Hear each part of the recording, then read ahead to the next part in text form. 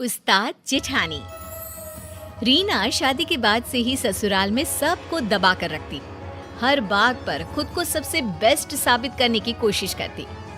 क्या माँ जी, देवर जी की शादी है लेकिन आपके बस की नहीं कि बाजार से एक रुमाल खरीद कर ला सके। भाभी, मम्मी ने हम लोगों को बड़ा कर दिया, शादी ब्याह सब हो गया। तब तो आप नहीं थी ना, जो आज माँ को ताना दे रही है। एक तो तुम लोग यहाँ आती हो, फिर मेरे और माँ के बीच लड़ाई करवाती हो। अरे सही तो बोल रही है मेरी बिटिया। घर की बहू हो और 4 काम करना पड़ गया, इसमें क्या होशियारी दिखाना। अरे करना है तो करो, नहीं तो। बस ये सुनकर रीना का तांडव शुरू हो जाता है। वो चिल्लाने लगती है, हाँ हाँ, सारे काम करवाने के लिए रीना रीना, लेकिन जब काम हो जाए तो धमकी। अरे वाह जी वाह, अब देखो मैं क्या करती हूँ।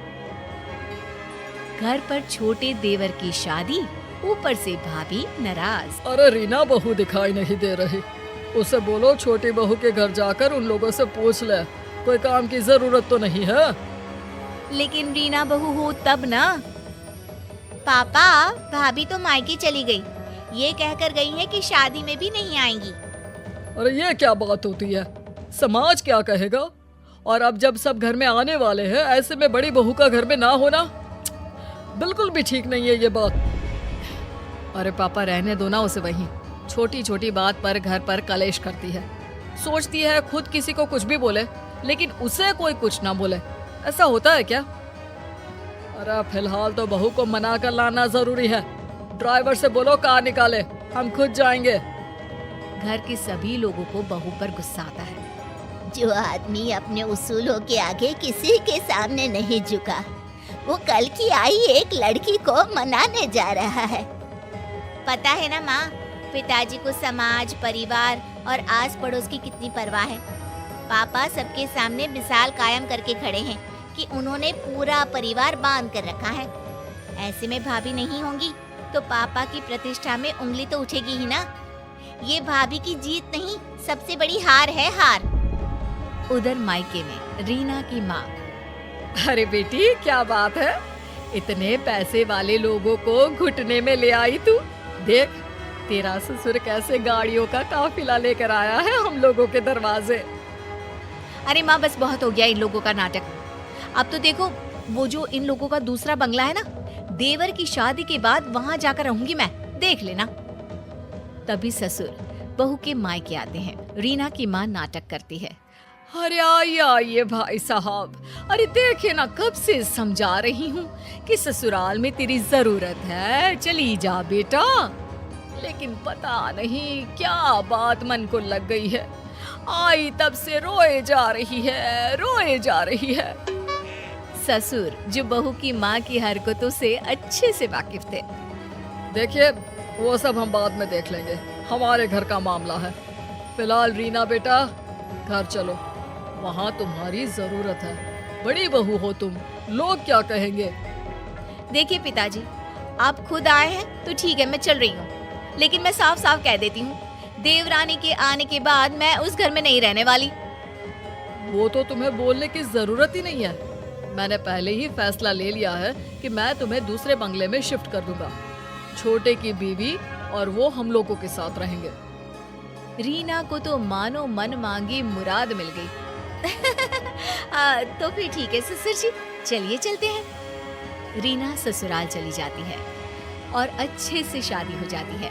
छोटी देवरानी जैसे ही घर में कदम रखती है, हाय रे, न जाने किसके अपशगुनी पैर हम लोगों के घर पड़े हैं।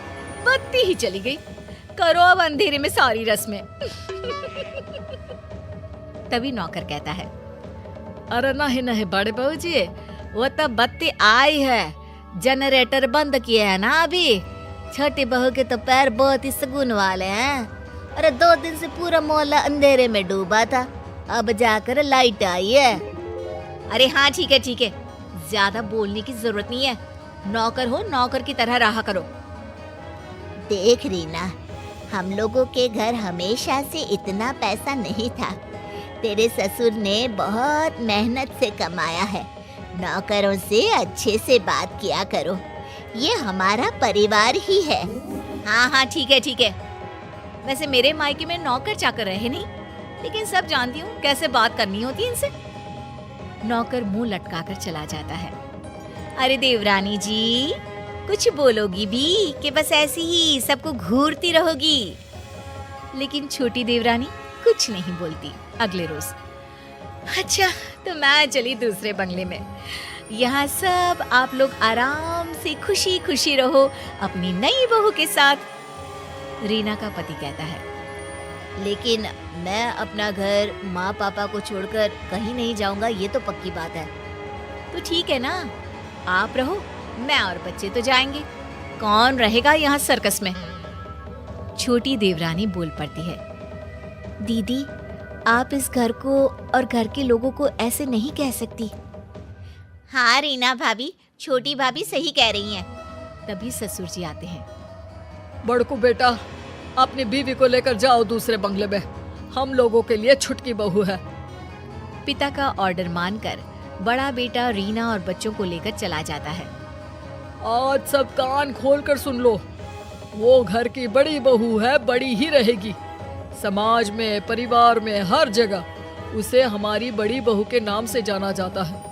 लेकिन एक बात ध्यान से सुन लो, कोई भी उससे गलत व्यवहार नहीं करेगा। अब क्या था, जेठानी रीना आए दिन घर आती और अपनी देवरानी को खरी खोटी सुना जाती। इन लोगों को जो तुम बहुत अच्छा समझ रही हो ना, अरे मैंने कैसे कैसे 5 साल काटे हैं मैं ही जानती हूँ। अरे मैं तो कहती हूँ तुम भी इन लोगों को मुंह मत लगाना। देखिए दीदी, अभी तक तो मेरे साथ सब ठीक है, जब कुछ होगा बुरा तो बता दूंगी। अरे मैंने तो इस घर को घर बनाया है, वरना जब मैं शादी करके इस घर में आई थी ना, पूरा घर ऐसे लगता था जैसे चिड़ियाघर। सास को तो किसी चीज का सहूर ही नहीं था।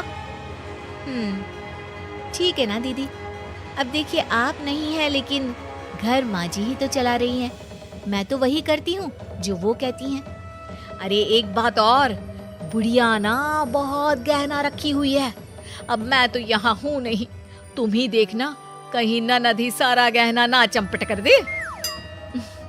वैसे कायदे से तो बेटी का ही गहना बनता है ना दीदी, हम लोगों को वो दे दे, प्रसाद समझकर रख लेंगे। आखिर सास की यादगिरी भी तो बहू के पास होनी चाहिए ना। अरे पता नहीं तेरी माँ ने तुझे कोई संस्कार ही नहीं दिए। अरे इन लोगों को जानती नहीं है तू। तभी ससुर वहां आ जाते हैं और छोटी को डांटने लगते हैं। छोटी बहू, मैंने तो तुम्हें अच्छा समझा था, लेकिन तुम भी। नहीं पापा जी, मैं तो सिर्फ दीदी से बात कर रही थी।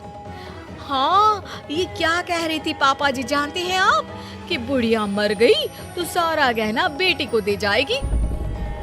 मैंने कभी नहीं सोचा था छोटी कि तू भी ऐसी निकलेगी। तभी वहाँ सास और ननद आ जाते हैं। छोटी बहू दोनों को देखकर डर जाती है कि सास कहती है, नहीं नहीं, हम लोगों ने दोनों बहुओं की बात सुनी है। छोटी बहू की हर बात ठीक और संस्कारी थी। बड़ी बहू इस घर की हम लोगों की दिल खोलकर बुराई कर रही थी। जेठानी जैसी भी क्यों ना हो, जरूरी नहीं कि देवरानी भी वैसे ही निकले। हर एक के घर के अपने संस्कार हैं। बड़ी, तूने अलग घर ले लिया है, अब यहाँ का रास्ता भूल ही जा तो अच्छा है। छोटी सास की बात सुनकर